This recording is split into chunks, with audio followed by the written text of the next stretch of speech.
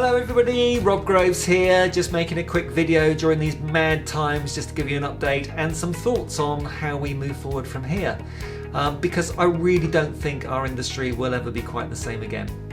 We're continuing here, my assistant and I are continuing to work as normally, just from home. We are socially distancing and we are self-isolating, but other than that we're working as normal on the usual 0207 number and on my mobile. Breaking news, Spotlight have now agreed to give actors a 3-month subscription holiday, so you can all hang on in there until the auditions start flowing through. And that said, all auditions have stopped. The only breakdowns we're getting, there aren't that many of them, but there are some, but every breakdown we get is for a self-tape.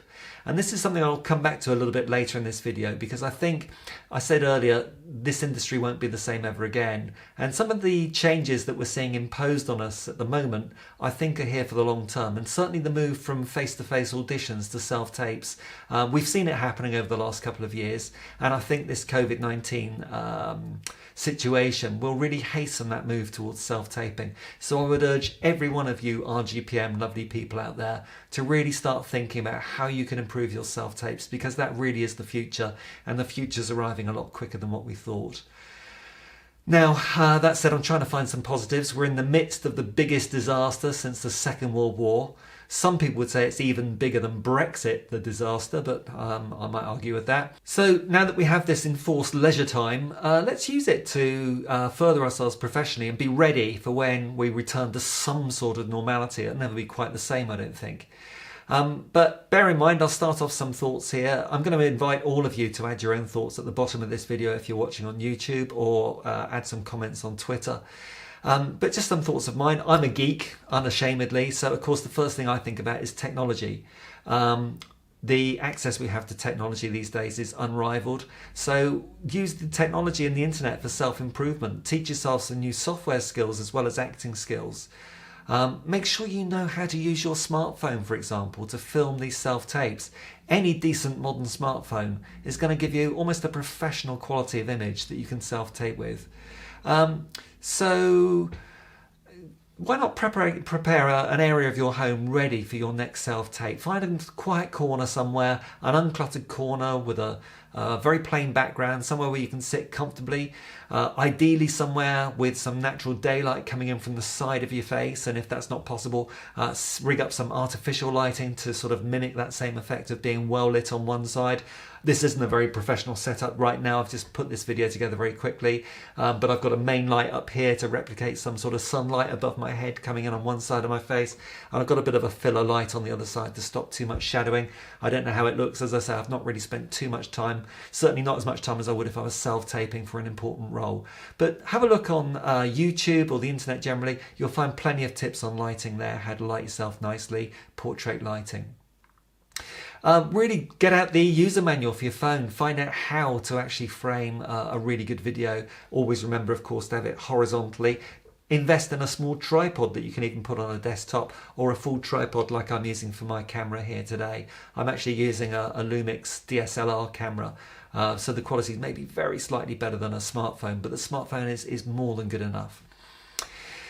Loads of how-to videos on YouTube. As I say, not just the technology, learning how to use your smartphone, learning how to put together a really good self-tape. Heather Baston, for example, a well-known casting director, sent us through late last year a really handy guide on how to make a self-tape. I believe I sent it around to everybody at the time, but if you want another copy of that Heather Baston guide on how to self-tape, I have it here on my computer. I can send you another copy, just ask. And she gives some really good guidance as to what a casting director likes to see in a self-tape. Loads of how-tos about it, as I say, on YouTube, and also not just on the self-taping and technology side, also lots of how-tos on various acting skills. For example, learning new accents. There's some fantastic videos on YouTube about how to do particular accents. Why not decide on 2 or 3 accents that you'd like to add to your portfolio? Take this time to go on YouTube and study it and perfect those accents, perhaps. A lot of my clients have talked to me about getting voice acting work. That's another skill, perhaps. Now, what I've discovered through my own experience and 1 or 2 clients I've talked to, the very easiest way into tons of voice acting work, far more than perhaps I could get you as just a general acting agent. There is work available for voice actors by the bucket load, but generally 90% of them, they're looking for somebody that can not just provide a voice, but they're also looking for somebody that can produce their own audio. Now you're sitting there thinking, well, I wouldn't have a clue how to produce my own audio. Well, I would say, the next couple of weeks, couple of months or so of self-isolation, here is a fantastic time to teach yourself how to set up your own voice studio at home. I've done it myself, and it's just the easiest thing. I won't go into too much detail here, but I've got a couple of clients that have done this. They're producing audio of a quality that's acceptable to Audible and Amazon Books, for example. Pretty high quality stuff. I've got another client, Alex, if you're watching, hi Alex. He has his own professional studio, and a shout out for Alex Babbage, by the way. And if you're not following my advice on how to set up your own voice studio, Alex Babbage, he's a very talented actor who's been very successful the last year, but he also runs a professional voice studio. So if you want to get in touch with Alex, just drop me a line and I'll put you in touch with him.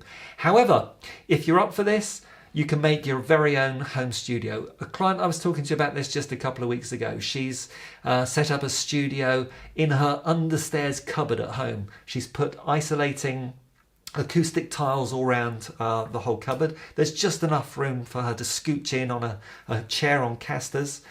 She spent £100 on a Behringer B1 mic, which is a professional standard microphone. Less than £100 she spent. She then got a Zoom interface that she plugged the microphone into. The Zoom interface plugs into a second-hand iPad that she spent no more than £100 on. And she uses the iPad to record the microphone via the Zoom interface. And she can squirt those audio files straight up to iCloud or Dropbox, and she can then send them by WeTransfer to anybody that wants to hear them. Now, this is something you can put together if you've got a quiet area of your home. It's going to cost you less than £200. You may be sitting there thinking, I haven't got £200. But believe me, that investment will pay itself back many times over. There is so much voice work out there for people that can produce their own audio. It's just a thought. Maybe that's a project for you over the next 2 or 3 weeks or 2 or 3 months. What else? Other thoughts that I had were maybe starting your own YouTube channel. RGPM have got their own YouTube channel. Some of my clients, again, have got their own YouTube channel. Not only is that a way of generating publicity and raising your profile and getting subscribers to know who you are, but it's also a lovely source for reference videos. So if I'm asked by a casting director, has your actor done this, that or the other, it's very easy for me when clients have got a YouTube channel to be able to just send that casting director a link of some recent short film, for example, they've done, or a recent commercial. Every piece of work that you do, that you have access to the finished version, a short film or a commercial, you could stick that on your YouTube channel, and over the coming months and years you will build up an incredible portfolio that we can reference to help push you with casting directors. So that's maybe another project you can think of over the next few weeks or months. As an actor, why not decide to read up and learn some new monologues, maybe some Shakespeare, maybe something more contemporary, some monologues that you can just learn, be off book and be ready to go for the next time you actually do get called for a face-to-face audition, or the next time you want to do a self-tape. So start thinking about that. What monologues are you aware of? Would you like to do? What type of monologue do you think you'd like to find? Again, the internet is obviously a very good reference. Some of you, I'm sure, have books of monologues that you can maybe skim through, find something suitable. But why not take this opportunity to just nail some of those monologues, be off book, be a fantastic thing to do for your career. Another thought, I know 1 or 2 of you are aspiring sort of stand-up comics and things. This is a great time to start working on that act. Work on that stand-up act. Get those jokes written down, be ready to go. Be a fantastic opportunity to do that without being disturbed. And then finally, just do some research on the various casting directors, what they're up to, what they've been casting. Get to know, get familiarity with them. I mean, off the top of my head, there's probably 100 casting directors that I could name that I've worked with over the last 15 years as an agent. They've all got their own foibles. They're all personalities. Most of them are absolutely lovely once you get to know them. Some of them not so, but some of them are harder work, but that's fine. Do some research, find out about them so that when you do get face-to-face with them, or you are recording a self-tape specifically for them, you can almost customize it to fit in with that casting director's personality. So get on the internet, do some research, search for Casting Directors UK or Casting Directors USA even, and get to know what they're up to. So just some thoughts from me, signing off. As I say, again, please, if any of you are struggling, if any of you just need somebody to talk to, I'm honestly here for any of you RGPM people. Just give me a call on my mobile number or on the 0207 number. Me and my assistant are working all the way through. We're checking the spotlight breakdowns all the time. As I say, again, just a plug. Self-tape, self-tape, self-tape. Not only is that 100% of what's going on now, but I really suspect that we're now going to move away from the traditional audition far more towards self-tape. So really start thinking about your self-tape skills. Really use this opportunity to become professional in your standards of self-tapings going forward from here. So get in touch if you need us, if you're an RGM person. If you're not currently represented by RGPM, the books are open. We are certainly looking for certain slots in our portfolio, certain demographic types. Drop us an email. I can only look at people that are already members of Spotlight, but send us your Spotlight link. And if we think you're a good fit for our existing portfolio, we'll get back in touch. Oh, one bonus tip before I go, wardrobe. We recently had a client turned up. They were on a sort of building site as their day job. They were an actor whenever they could. But I got them an audition for a businessman type, a banker. And they turned up wearing their building site gear. And the casting director phoned me up. I was screamed at down the phone for this. Having the right wardrobe is so important. So just another little tip for what you can do over the next 2 or 3 weeks or 2 or 3 months, however long this crisis is going to last. Sort out your wardrobe. Dig out those outfits that you might be able to use for a forthcoming audition or self-tape. Have them ready, it'll save you a bit of time when it comes down to it. Remember, stay well, look after yourself, keep washing those hands. If you're watching on Facebook or on YouTube or on Twitter, why don't you add your own thoughts to my ideas that I've had? Those are just ones that I thought of on the top of my head. You may have even better ideas than me, I'm sure you have. So add them to the comments, Twitter, Facebook, YouTube, wherever you're watching this. Add your own comments, any ideas that you have for how best to use our time over the next period.